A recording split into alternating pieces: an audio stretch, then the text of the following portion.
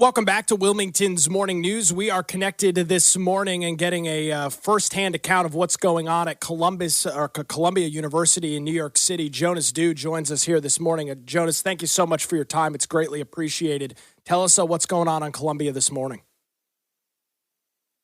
Yeah, so it's a little bit of a quiet morning compared to the last few mornings. Right after the NYPD came onto campus last night and arrested hundreds of students for illegally occupying a building, as well as clearing all the encampments on campus. Campus is still restricted, not just to students, but to students that live within the campus gate. So I live in campus dormitories, but my dorm is not within the gates, as most students are not within the gates either.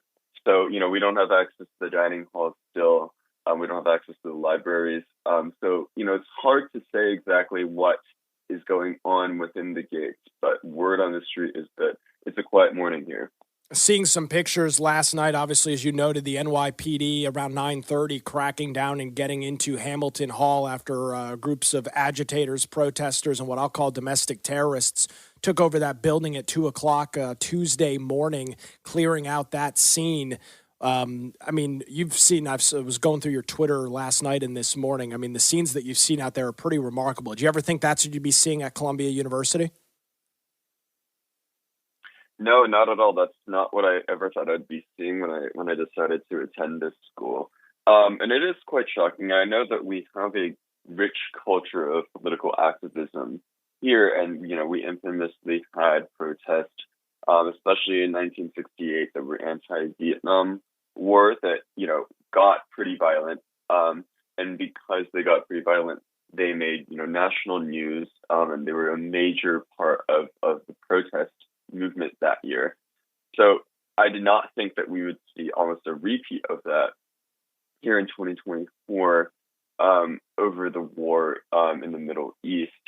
So it is quite shocking just to see, campus culture completely be upturned in the last couple of weeks because of this. And I will say that, I think I speak for many students when I say that it's just been very, very difficult to get any schoolwork done in this kind of environment. It feels like, we don't even go to university just based on, the fact that everybody is out there watching the protest every day. And, it's almost like the protests are the main event instead of, the classes and everything. Of course, as you would expect that the education would be the top priority. A finals week starts on Friday? There's some finals that start. I can't even imagine that that's going to go forward. That's correct. Finals are scheduled to begin on Friday, and our last day of classes was on Monday. And so this is supposed to be a reading week. It's supposed to be a week of quiet study, of review. And I don't really know of many students who've been able to actually accomplish that, let alone any freshmen who live right near Hamilton Hall. They're required to live on the dorms within the campus gates. And those are all, well within earshot of all of the commotion going on campus.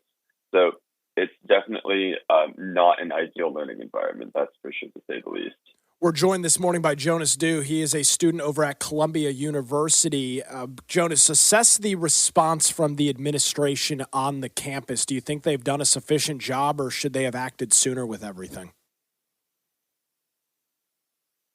Well, look, I think that the university was very wishy-washy. I think the university dragged its feet in taking decisive action. I think that it tried to please everybody. And I honestly do think that, throughout the last couple of weeks, it tried to please the protesters too much. They cleared the encampment once, and rather than having the NYPD remain on campus to make sure that no new encampments sprung up, the NYPD left and they instantly set up a new encampment. And because of that, a lot of students, had a lot of sympathy for the protesters, because a lot of students may not have supported the protests, but they were very anti, police coming onto campus, right? So they actually, that kind of almost backfired because they didn't follow through completely that week.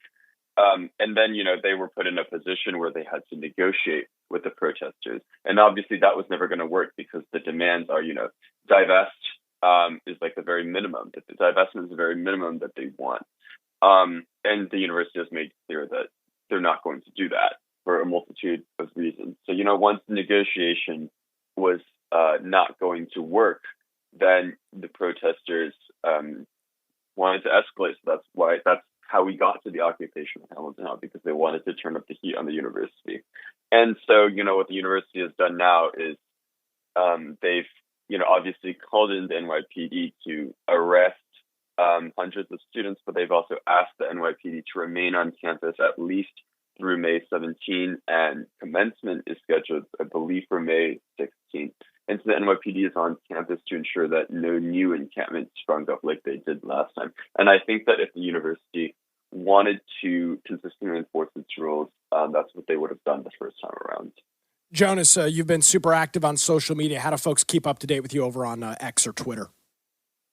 Absolutely. They can follow me on Twitter or X at JonasYdu, JonasYdu.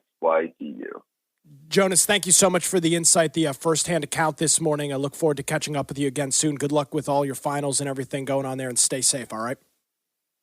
All right. Thank you for having me. Absolutely. Thank you for your time this morning. Jonas Du joining us, a student at Columbia University, watching the insanity unfold firsthand